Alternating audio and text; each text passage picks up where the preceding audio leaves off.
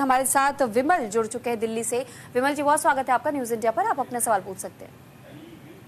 जी जी नमस्कार। जी विमल जी नमस्कार, आप अपना सवाल पूछिए। जी मेरा है कि मैं शॉप से रिटायर्ड हूँ। मेरे बाएं साइड में कमर से नीचे लोग तक दर्द करता है जी पूरा। जी ठीक है, आप कॉल पर बने रहिएगा। हमारे साथ डॉक्टर प्रियंक जुड़े हुए लगातार, तो डॉक्टर प्रियंक आपके सवालों को जवाब देंगे। डॉक्टर सर, जैसा कि आपने बताया आप फौज से रिटायर्ड हैं, मतलब आपका एज अराउंड 55 से आसपास ही होगा। तो फौज में काफ़ी हैवी ड्यूटीज़ रहती हैं, काफ़ी वजनीला, आपका धमक वाली एक्टिविटीज़ बहुत रहती हैं, जंपिंग, रनिंग। तो इन सब चीज़ों से थोड़ा कमर पर लोड आने से, जो मैं बात कर रहा था, उम्र के साथ के बदलाव होते हैं। जैसा कि आपकी शिकायत है कि एक पैर में आपको ज़्यादा तकलीफ आती है, तो इसका मतलब है कहीं ना कहीं हो सकता है कि गद्दी जो डिस्क वाली हम बात कर रहे थे वो कहीं पे सरक के और उल्टे साइड की नसों में दबाव डाल रही हो। तो आप अपने आसपास के जो भी हड्डी रोग विशेषज्ञ हैं उनसे मिलकर अगर ज़रूरत पड़ती है तो MRI और ये कराकर आगे का डिसीजन ट्रीटमेंट प्लान कर सकते हैं। वो तो हमने किया है कई जगह जी। कुछ दिन तक रिलैक्स होता है, इसके बाद फिर स्टार्टअप में रह जाता जी है वो। हाँ, आपका कहना सही है। अब होता क्या है, अगर गद्दी सिग्निफिकेंटली नसों पर दबाव नहीं डाल रही है तो सर्जरी एज सच कोई रिकमेंड करता नहीं है, पर अगर सिग्निफिकेंटली दबाव डालती है तो सर्जरी इलाज है। थोड़ी देर का आराम इसलिए मिलता है क्योंकि कुछ दवाइयाँ लेते हैं, सूजन चारों तरफ की थोड़ी कम हो जाती है।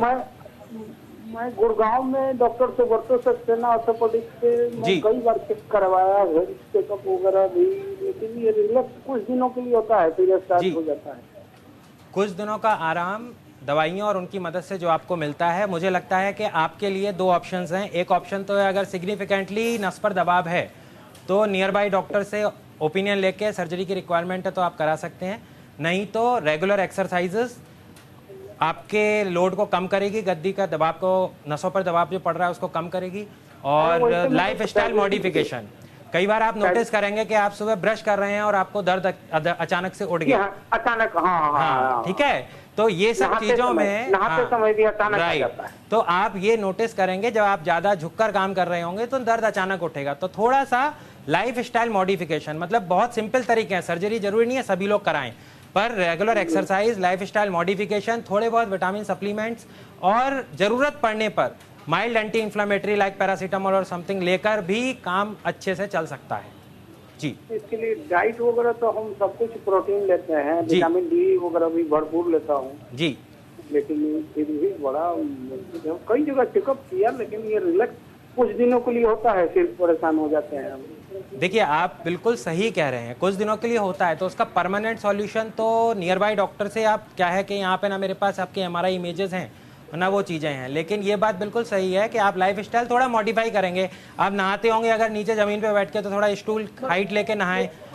आप सरप्राइज हो जाता है इस तरफ से, एक तरफ वन साइड, वही बोल रहा हूँ ना कि वन साइड ही दबाव ज़्यादा होगा। तो कुछ मेडिकेशंस इस तरीके की रहती हैं जिनसे वो कंट्रोल भी किया जा सकता है, तो वो चीज़ तो मुझे लगता है आप नियर बाई डॉक्टर से ही कंसल्ट करते हुए उसे फॉलो करें रेगुलरली।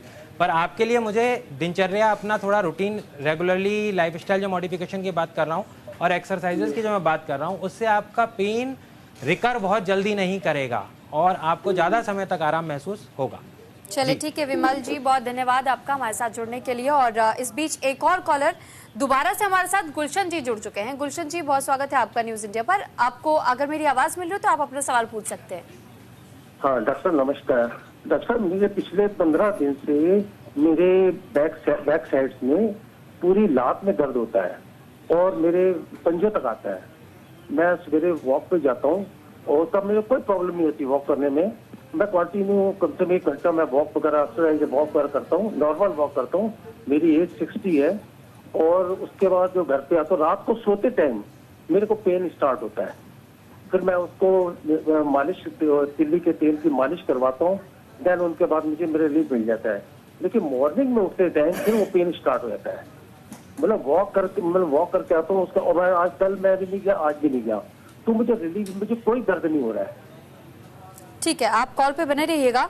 डॉक्टर जुझार सिंह जी भी हमारे साथ जुड़े हुए हैं, सीनियर कंसल्टेंट है ऑर्थोपेडिक्स में भी। और डॉक्टर जुझार, अब मैं आपसे ही इस सवाल का जवाब चाहूंगी। हाँ जी गुलशन जी, मैंने आपकी प्रॉब्लम सुनी है एंड जो जैसे आपकी बात जैसे आपने बोली है कि चलने में आपको दिक्कत महसूस नहीं होती, तो नॉर्मली जो है हम मोटिवेट करते हैं पेशेंट्स को कि जितना चल सकते हैं आप उतना चलिए।